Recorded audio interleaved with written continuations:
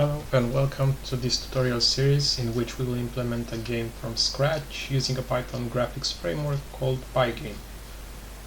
As an introduction, even if games can be very different in terms of interaction or objectives, we will see that basically all of them can be designed using the same approach, which we will discuss in these videos.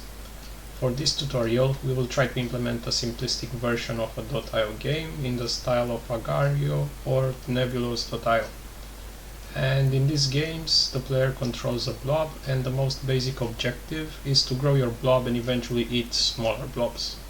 And of course, we can add various mechanics to this behavior, but throughout our series we'll focus on implementing only the basic mechanisms.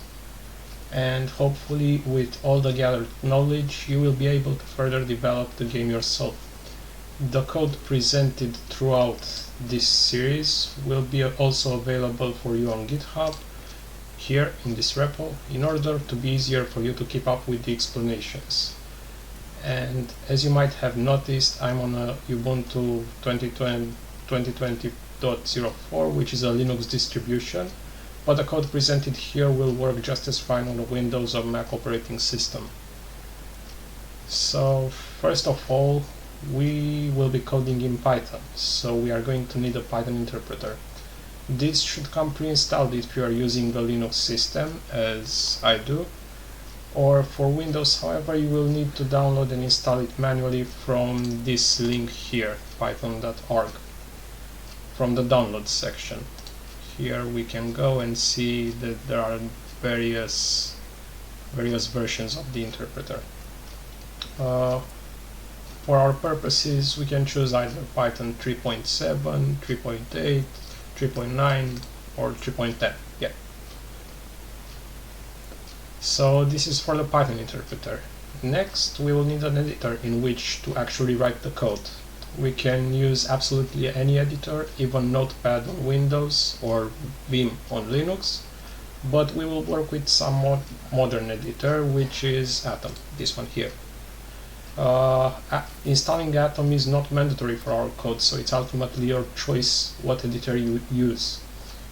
On Windows, you can download Atom by following the link which I have opened for here, atom.en.up2down.com, and on Linux we can use the Software Center and look for Snappy Atom. That was the name here. Go to the store, search for Snappy Atom, and we will see this suggestion here. I already have it installed, but if you do not have it installed, you will see something like an install button here in the top right corner. Yeah, for me it is not visible since I have already installed it. Okay. Now we should move to the next part, which is installing the required packages for our game. First, you might need to install the package manager for Python, which is pip. If this is the case, well, you can install it with this command, apt-get install python 3pip. For me, this is not the case because I have installed it beforehand. So this command will not output anything relevant. Second, we will need the main graphics library, which is Pygame. And since by now we should have pip installed, we can install Pygame using this command, pip install Pygame. This should also not output anything relevant since I have installed it before.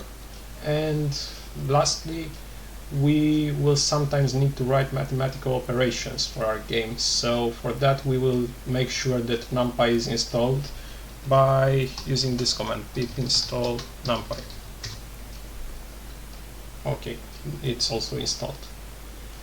One thing to note is that the packages can be either installed natively or inside something that's called an Anaconda environment. And the second option is what you would want to go for when working on a bigger project with many dependencies. But we will need only a few packages, so to keep things simple, we will only choose the first option, that is to install them natively like I have done here. Now, to verify the installation, we can open a new project in Atom. I have already created a main.py file, and we will import the two packages which we have already installed. Import numpy, smp, and import pygame. And now only to write a main function, we will do like this, and we are interested to see the version of these packages. Let's say print numpy np dot version